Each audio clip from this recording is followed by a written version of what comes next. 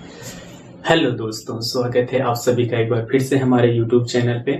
आशा करते हैं आप लोग स्वस्थ होंगे, मस्त होंगे और अपनी परीक्षा में व्यस्त होंगे, अपनी परीक्षा को लेकर व्यस्त होंगे।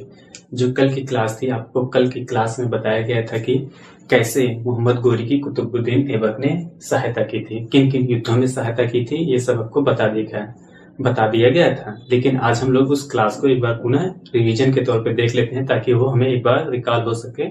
उसके बाद हम उसके आगे की क्लास को देख सकें। देखा जाए तो जो तराइन का द्वितीय युद्ध हुआ था, तराइन का द्वितीय युद्ध कब हुआ था आपको बताया गया था 1192 ईस्वी में। 1192 ईस्वी में जो हुआ था, किन के बीच हुआ था? मोहम्मद गोरी और पृथ्वीराज चौहान के बीच हुआ था। पृथ्वीराज चौहान की इसमें पराजय होती है और मोहम्मद गोरी की विजय होती है। इस युद्ध में भी मोहम्मद गोरी के साथ कुतुबुद्दीन ऐबक खड़ा था। उसके बाद अगला देखा जाए तो जो चंदावर का युद्ध आपको बताया गया था 1194 ईस्वी में। 1194 ईस्वी में किन के बीच हुआ था? जयचंद और मोहम्मद गोरी के बीच हुआ था। इसमें जयचंद की हार होती है और मोहम्मद गोरी की विजय होती है, और इस युद्ध में भी ऐबक उनके साथ था। और आगे देखा जाए तो ऐसे उन्होंने अलीगढ़ को जीता। उसके बाद उन्होंने अजमेर में हो रहे विद्रोहों को भी कुतुबुद्दीन ऐबक ने दबाया। उसके पश्चात उन्होंने अन्य युद्ध, जैसे देखा जाए तो गुजरात की राजधानी जो अहिलवाड़ है, गुजरात की राजधानी क्या बताया गया था? गुजरात की राजधानी उस समय अहिलवाड़ थी। अहिलवाड़ को उन्होंने लूटा था। उसके पश्चात देखा जाए तो बुंदेलखंड के राजा जो परमार देव थे, उनको पराजित करने के पश्चात उन्होंने कालिंजर हुआ, महोबा हुआ और खजुराहो को हुआ, इन पर अधिकार कर लिया। अब देखा जाए तो इन युद्धों में मोहम्मद गोरी के साथ कितने दिए थे? कुतुबुद्दीन ऐबक थे।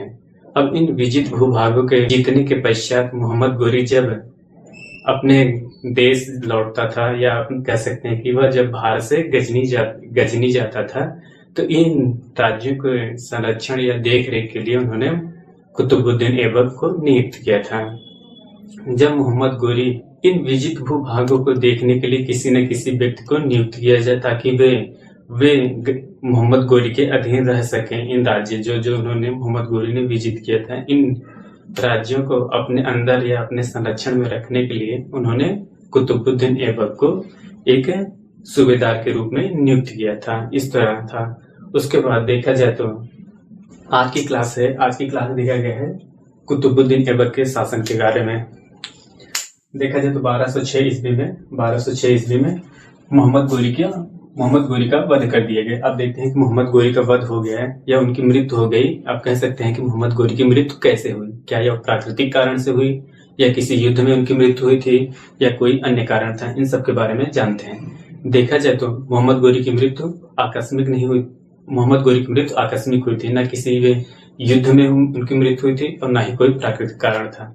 मोहम्मद गोरी का भारत में अंतिम आक्रमण की बात की जाए तो मोहम्मद गोरी का भारत में अंतिम आक्रमण 1205 ईस्वी में होता है। कहाँ पे करते हैं? खोखर जनजातियों के ऊपर उन्होंने झेलम और चिनाव नदियों के मध्य ये युद्ध हुआ था। कहाँ हुआ था? झेलम और चिनाव नदी के मध्य खोखर जनजातियों पे युद्ध करते हैं। इस युद्ध में इतना निर्दयता से ये युद्ध होता है कि जिसमें मोहम्मद गोरी ने सभी जो जनजातियों थे, खोखर जनजातियों जो उस समय उपस्थित थे, चाहे वो बूढ़े हों, चाहे वो वृद्ध हों, या महिला हों, या बच्चे हों, सभी को उन्होंने क्रूरतापूर्वक हत्या की थी।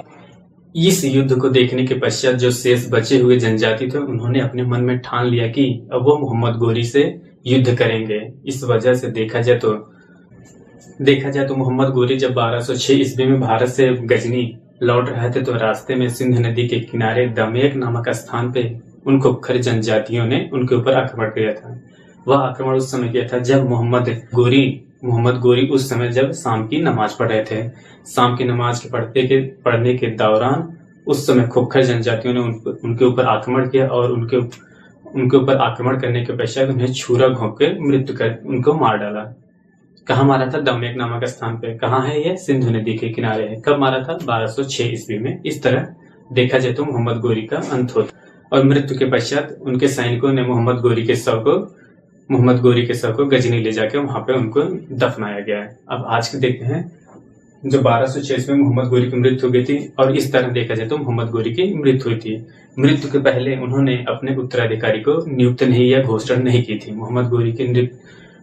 मोहम्मद गोरी अपने उत्तराधिकारी को नियुक्त न करने के कारण वहां की जो प्रजा थी उन्होंने कुतुबुद्दीन ऐबक को दिल्ली से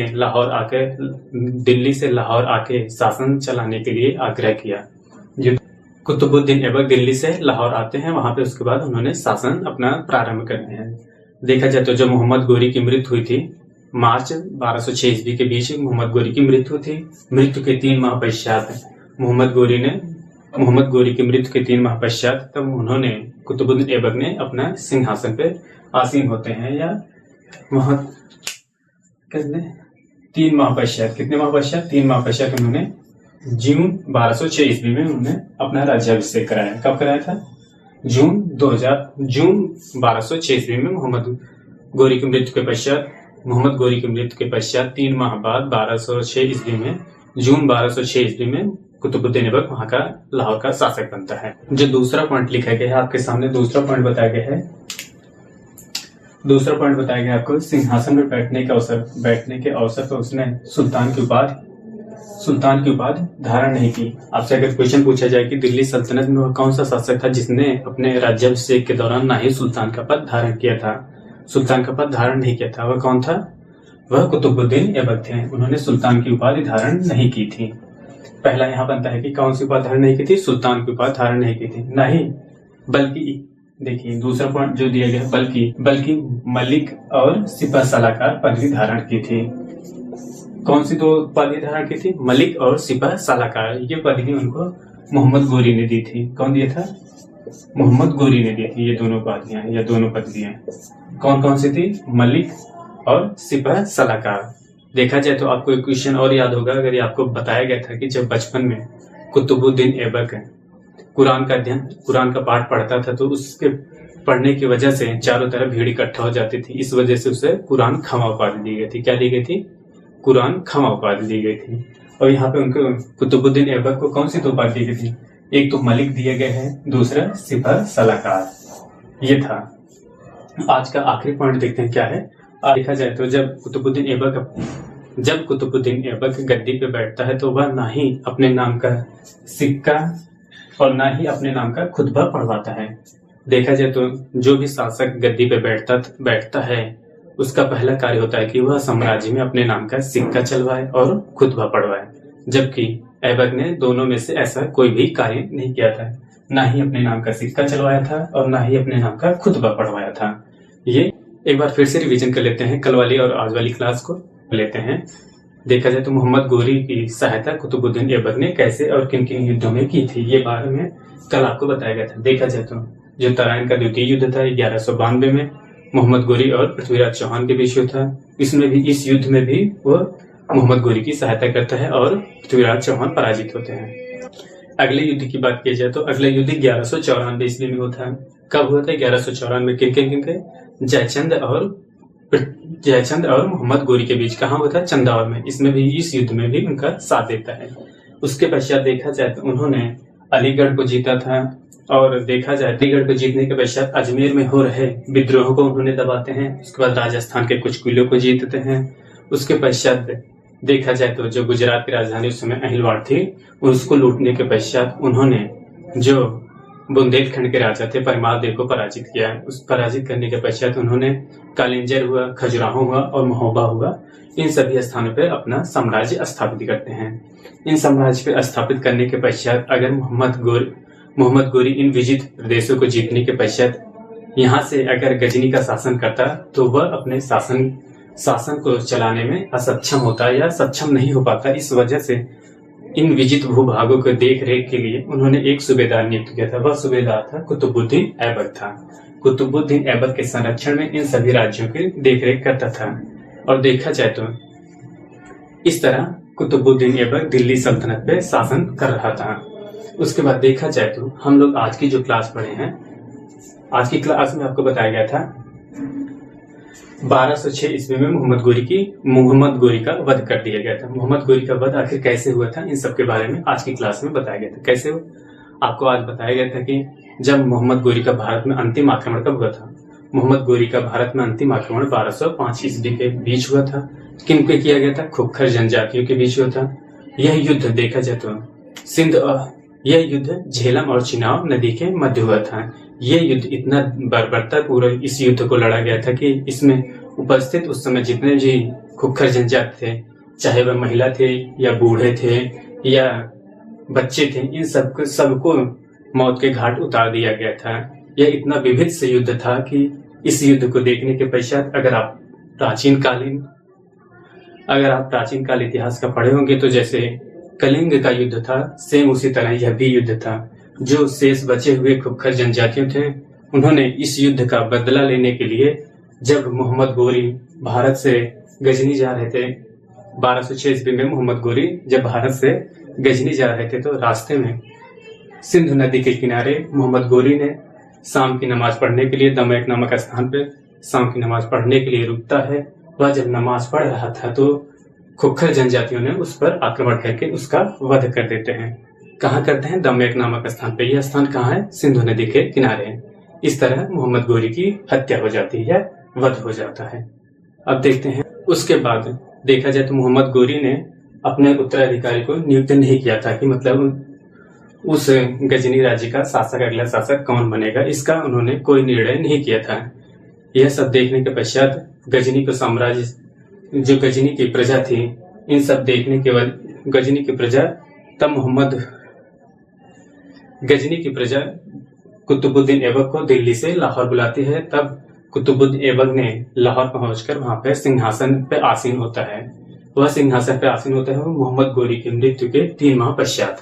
आप कह सकते हैं कि देखा जाए तो मार्च 1206 ईस्वी में मोहम्मद गोरी की मृत्यु होती है।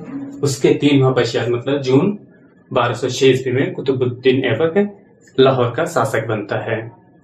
उसके पश्चात आपको बताया गया है वह 3 माह पश्चात शासक बनता है। और अगला पॉइंट आपको जो बताया गया है, सिंहासन पर बैठने के पश्चात कुतुबुद्दीन ऐबक जब लाहौर की गद्दी पर बैठता है तो वह अपने नाम के सामने सुल्तान शब्द को नहीं जोड़ता या सुल्तान पदवी नहीं धारण करता है। वह वही पदवी धारण करता है जो मोहम्मद गोरी ने उसे दिया था। मोहम्मद गोरी ने उसे 2 पदवी दिया था। पहला आपको बताया गया था मलिक, ये जो मलिक पदवी है ये दिया गया था, और दूसरा सिपाह सलाहकार। ये 2 पदवी उन्होंने मोहम्मद गोरी से प्राप्त की थी, मलिक और सिपाह सलाहकार। और अगला पॉइंट जो आपको बताया गया है, ऐबक ना तो अपने शासनकाल के दौरान ना ही कोई सिक्का चलवाया और ना ही अपने नाम का खुतबा पढ़वाया। जितने भी शासक होते हैं वे गद्दी पर बैठने के पश्चात ये 2 कार्य सबसे पहले ये 2 कार्य करते हैं। अपने नाम का सिक्का चलवाते हैं और अपने साम्राज्य में अपने नाम का खुतबा पढ़वाते हैं।